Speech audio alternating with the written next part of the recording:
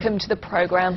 First tonight, hundreds of soldiers from this region will receive their orders tomorrow to head back into the front line of Afghanistan. Now, many are already veterans of the fighting there. The 1st Battalion of the Royal Anglians spent 6 months in Helmand back in 2007. The Anglians recruit from across the region. It means that once again, families here will have to see their loved ones brave the dangers of Britain's battle with the Taliban. But with the death toll from that battle continuing to rise, is public support waning? Victoria Webb has this report.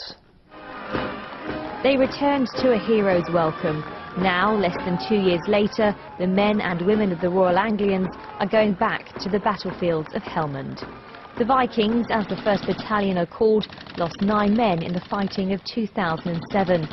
Today in the Commons, the Prime Minister read out the names of Britain's latest war dead, including 2 soldiers who served with the Light Dragoons based at Swanton Morley in Norfolk. It is a day in which we put on record in the House of Commons our gratitude and our commemoration of the sacrifice made by 37 of our armed forces serving our country in Afghanistan. From the Light Dragoons, Trooper Philip Lawrence.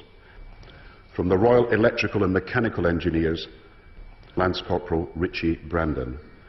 Then came the announcement that 500 extra British soldiers will be sent to Afghanistan. At the moment, there are over 1,000 military personnel from across the region in Afghanistan.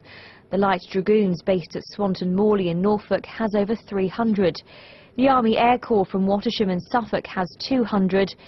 The RAF Regiment from Honington, also in Suffolk, has 150. 31 Squadron from RAF Marham have 120. 33 Engineer Regiment based at Wimbush have 100. 3 Royal Anglian based at Bury St Edmunds have 40. The garrison town of Colchester is home to the 2nd and 3rd Battalions of the Parachute Regiment. They've seen many memorial services in this town for those who've lost their lives in the conflict, and it seems there's not much support here for Gordon Brown's decision. No, we should be bringing them home, absolutely not. sending them out. No, unless he's going to provide better support for them, definitely not. We're never going to win. Never going to win. And I speak as an old military man. I think it's absolutely ridiculous. You know, sending more troops in. They should be pulling troops out. You should have done it a lot earlier. A lot of people are against it. Why do you think it's a good thing? Because I think if we're going to be there, we need to be there properly. For Andrew Rhodes from Essex, who's a former Army officer, the news of additional troops can't come soon enough. There are relatively few troops left over after those non-discretionary tasks to generate manoeuvre, to allow the commander to move troops around to deliver the effects that he needs to deliver. 500 troops represents a relatively large proportion, additional proportion, of troops available for him to manoeuvre and to achieve the mission. The government will announce at noon tomorrow when the Royal Anglians will fly out. It's expected to be by the end of the month. Victoria Webb, Anglian News, Colchester.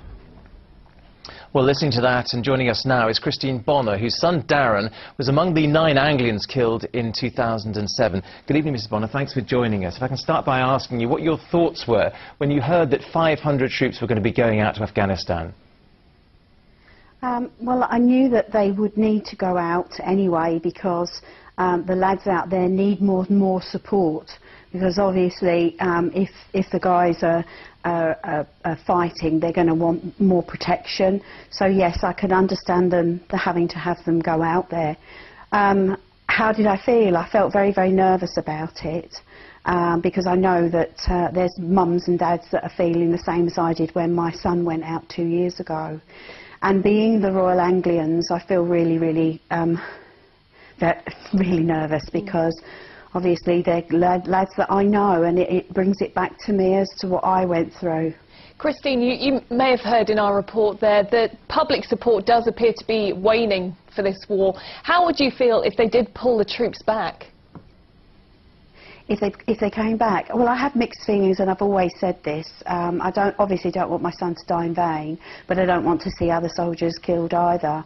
But as the people I've talked to, they're really concerned about the security of this country, and that really pretty much is it. I mean, if we pull out now, I think we're going to have problems. So I think, I'm not an expert, so obviously you've got to go with the people that know best. I was going to say, you more than most must understand why people feel so strongly about this war.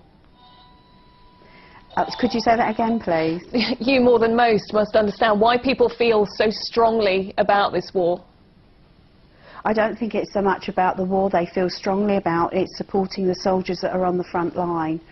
It's the lads that we've got sending out there that are important, and I think that's what people are supporting. It's not war. Nobody in any right mind would want to support war, but they're doing a damn good job out there. They are indeed. Christine Bonner, thank you very much indeed for joining us this evening on Anglia Tonight.